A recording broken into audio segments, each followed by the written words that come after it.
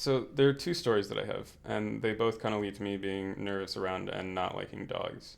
They both happened when I was like 4, 5 years old, maybe, so a very long time ago. And I guess it was a time when I was pretty impressionable. Anyway, the first thing that happened, I think, was that there was a dog that bit me. Not really hard. He didn't like maul me or anything, but enough that I remembered it pretty well.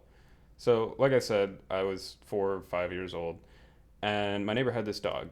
He was maybe a little bit bigger than your average golden retriever, so he was a pretty big dog. And me, when I was 4 years old, I was pretty little. So the first problem was that this dog is like 3 times my size. And so I was going over to the neighbor's house because I had playdates with their son who was a few years older than me. And I guess I hadn't met the dog before, so I was meeting the dog for the first time. Turns out that their dog is pretty excitable and not really well trained.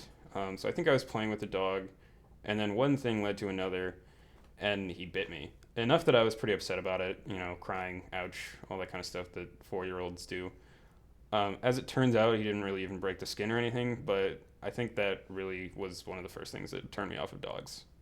So the second story was much less of a big deal, but I still remember it pretty clearly. I was still really small, and I was at my babysitter's house because both my parents worked, so I'd get dropped off there during the day.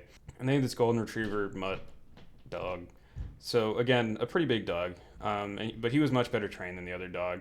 And the only problem was that he really liked food. So you might be able to see where this is going. I was eating my lunch, and it was a PB and J, and I guess something else caught my attention. So I put my lunch down somewhere. I think it was on the kitchen table. And the next thing I know, this dog is eating my entire sandwich in like one bite.